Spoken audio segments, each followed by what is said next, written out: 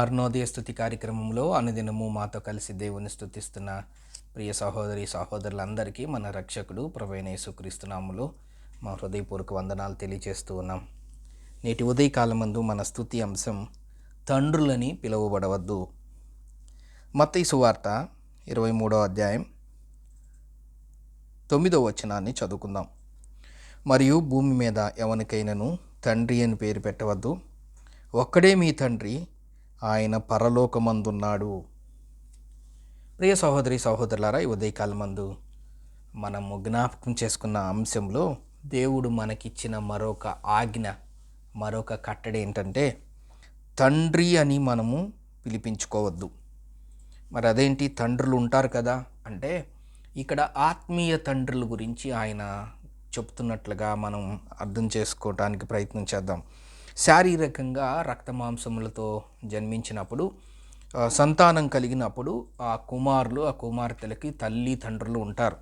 ఇక్కడ మాట్లాడుతున్న దేవుని యొక్క ఉద్దేశము శారీరకంగా ఉన్న తండ్రి అని పిలిపించుకోవద్దు అని కాదు దాని భావం. కానీ ఆత్మీయ జీవితములో ఆయన చెప్తున్న మాట తండ్రి ఒక్కడే మీ తండ్రి, ఆయన పరలోకమందున్నాడు.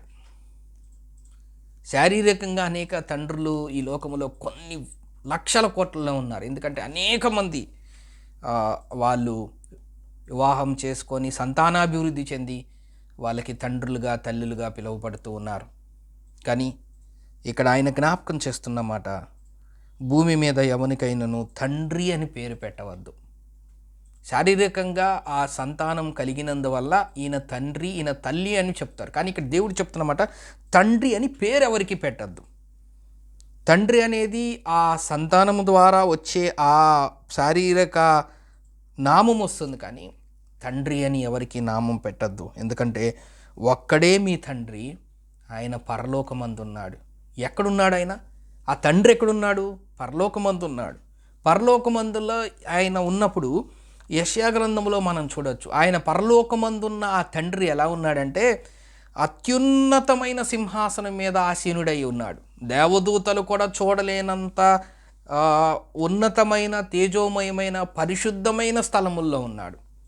దేవదూతలు రొంటితో తమ రెక్కలను తమ కాళ్ళను కప్పుకొనుచు రొంటితో ఎగురుచు పరిశుద్ధుడు పరిశుద్ధుడు పరిశుద్ధుడని గాన ప్రతిగానములతో కొనియాడబడే స్థితిలో ఉన్నాడు తండ్రి.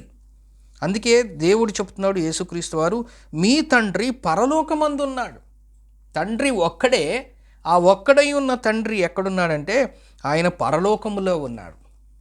ప్రకటన గ్రంథములో ఆ తండ్రి గురించి చాలా చక్కగా రాయబడి ఉన్నట్లుగా మనం చూస్తూ ఉన్నాం. మాట్లాడు అని స్వరం ఏమిటో అని నేను వెనక్కి తిరిగి చూడగా, యోహాను పత్వాసు దీపములో ఆత్మవశుడై వెళ్ళినప్పుడు ఆ ఒక స్వరము వినిపిస్తూ ఉండగా, గొప్ప స్వరము, బోరధ్వని వంటి గొప్ప స్వరము వినిపిస్తుండగా, ఆ స్వరము ఏమిటా అని ఆ భక్తుడు వెనక్కి తిరిగి చూసినప్పుడు 7 సువర్ణ దీపస్తంభములను, ఆ దీపస్తంభముల మధ్య మనుష్య కుమారుని పోలిన ఒకని చూచితిని అనే మాటను చూస్తూ ఉన్నాం.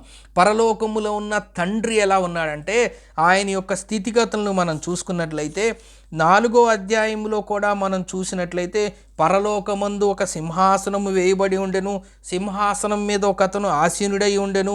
ఆసీనుడైన వాని దృష్టికి సూర్యకాంత పద్మ రాగములను పోలినవాడు, మరకతము వలె ప్రకాశించు ఇంద్రధనుస్సు సింహమును ఆవరించి ఉండెను, సింహాసనమును ఆవరించి ఉండెను. సింహాసనము చుట్టూ 24 పెద్దలను తెల్లని వస్త్రములు ధరించుకొని తమ తలల మీద సువర్ణ కిరీటములు పెట్టుకున్న వారై కూర్చుండిరి. ఆ సింహాసనములో నుండి మెరుపులను, ధ్వనులను, ఉరుములను బయలుదేరుచున్నవి. మరియు ఆ సింహాసనం ఎదుట 7 దీపములు ప్రజ్వలింపుచున్నవి. అవి దేవుని 7 ఆత్మలు. మరియు ఆ సింహాసనం ఎదుట స్ఫటికమును పోలిన గాజు వంటి సముద్రమున్నట్టుండెను. ఆ సింహాసనం మధ్యను, సింహాసనము చుట్టూను, సింహాసనం ముందు, సింహాసనం వెనుక కన్నులతో నిండిన 4 జీవులుండెను. మొదటి జీవి సింహము వంటిది, 2వ జీవి దూడ వంటిది, 3వ జీవి మనుష్యుని ముఖం వంటిది, 4వ జీవి ఎగురుచున్న పక్షిరాజు వంటిది. ఈ 4 జీవులలో ప్రతి జీవికి 6 రెక్కలుండెను. అవి చుట్టూను రెక్కల లోపటను కన్నులతో నిండి ఉన్నవి. అవి ఏం చెప్తున్నాయి అంటే భూత వర్తమాన భవిష్యత్ కాలములో ఉండు సర్వాధికారి అయిన దేవుడగు ప్రభువు పరిశుద్ధుడు పరిశుద్ధుడు పరిశుద్ధుడని మానక రాత్రింబగలు చెప్పుచుండగా ఆ సింహాసనమందు ఆసీనుడై ఉండి యుగయుగములు జీవించుచున్న వానికి మహిమయు ఘనతయు కృతజ్ఞతాస్తుతులు కలుగుగా కాని జీవులు కీర్తించుచుండగా ఆ 24 పెద్దలు సింహాసనమందు ఆసీనుడై ఉన్న వాని ఎదుట సాగిలపడి యుగయుగములు జీవించుచున్న వానికి నమస్కారము చేయుచు, ప్రభువా నీవు సమస్తమును సృష్టించితివి, నీ చిత్తమును బట్టి అవి ఉండెను, దానిని బట్టియే సృష్టింపబడిను గనక నీవే మహిమ ఘనత ప్రభావములు పొందనర్హుడవు అని చెప్పుచు తమ కిరీటములను ఆ సింహాసనం ఎదుట వేసిరి. ఇది తండ్రి యొక్క స్థితి, ఇది పరలోకంలో తండ్రి ఉన్న స్థితి, ఇది తండ్రికి ఉండిన ఆధిక్యత, ఇది తండ్రికి ఉన్న గొప్పతనం, ఇది తండ్రికి ఉన్న శక్తి. ఆ మాటను మనం ఏం చూసాము? ఈ సృష్టిని సమస్తమును సృష్టించినది తండ్రి. మరొక తండ్రి ఈ లోకములో ఉండటానికి ఛాన్స్ లేదు. ఆత్మీయ జీవితం గురించి, ఆత్మీయ తండ్రుల గురించి మనం మాట్లాడుతున్నాం.